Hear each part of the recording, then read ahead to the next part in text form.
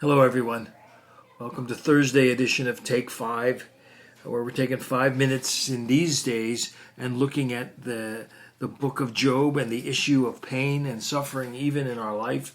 I call Job the oldest book with the most contemporary theme. You see it in your own life, you see it on the news, in your family. Pain is real and suffering is real, and the tendency is to always ask why, and that's legit. But hear this from the book of Job. You don't always get an answer. And so as we said on Tuesday, ultimately the book of Job is trying to drive us away from the why and toward the who. Who is your trust in? Who is really God in your life? And is Christ there as well? So what I want to do, we're just doing this 5 times. How's your reading going, by the way? Are you reading the book of Job?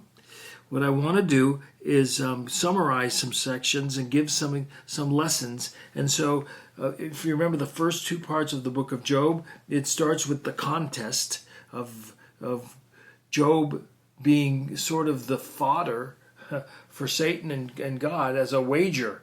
Look at my servant Job. He's a really good guy. And Satan says, yeah, but you give him everything he wants. Take it all away from him and let's see if he's still faithful. And that's the wager. And so the second part of the book, which is what the book is famous for, is the calamity.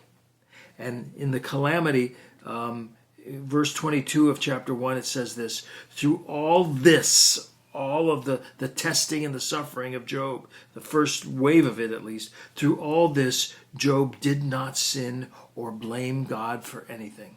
It's a good lesson.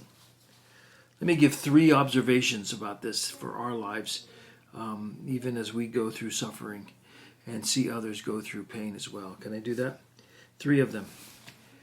Like Job, suffering often has nothing to do with sin or lack of faith or godlessness. It's like Job.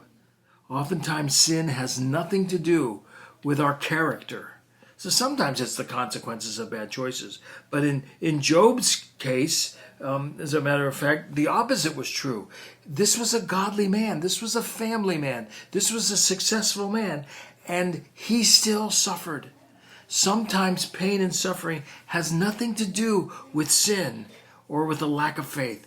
That wasn't Job, and maybe it's not you either. So lay off the guilt, either of yourself or of others. Second one. God permitted, that's a key word, God permitted Job to suffer. You see, in the cosmos, it's not a power struggle between good and evil, between God and Satan. No. God permitted this suffering to occur. The divine permission was there. And in a sense, that's true in all of life. God doesn't necessarily directly cause that cancer or that COVID or that prodigal in your family. God permits it. That's part of the world we're in.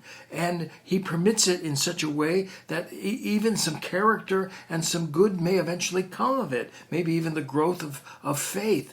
But it's important to see that so that we're not always, poor, why God did you do this to me? Now he allows it. That's part of the world in which we live in. God permitted Job to suffer, and sometimes his permission includes us and the things that befall us as well.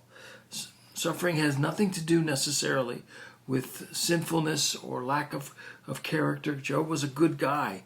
And secondly, God permitted Job to suffer. Didn't directly cause it, but he permitted it, just like he does in us. And thirdly, when it comes to pain and suffering, when it comes to this book, the real issue is our faith, is Job's faith. That was the wager. Job was a godly man, a successful man. And Satan said, yeah, but he's doing so well. Let's take away all of this stuff and see if his faith will stand. And in many ways, that's the issue. When suffering occurs, the question ultimately becomes, will that person stand in their faith or will they fall? And we know people that have done both, don't we? How are you doing with that? The issue of the book of Job is the issue of faith. And in many ways, your life too, as you go through pain and suffering, ultimately the issue isn't the answers to your question why. It's the answer to who. And will you trust him by faith? Christ and his Father. They're good. They're in control. Will your faith prevail even amidst the suffering? Okay, I'll see you Tuesday. Keep your reading. We'll continue in Job on Tuesday.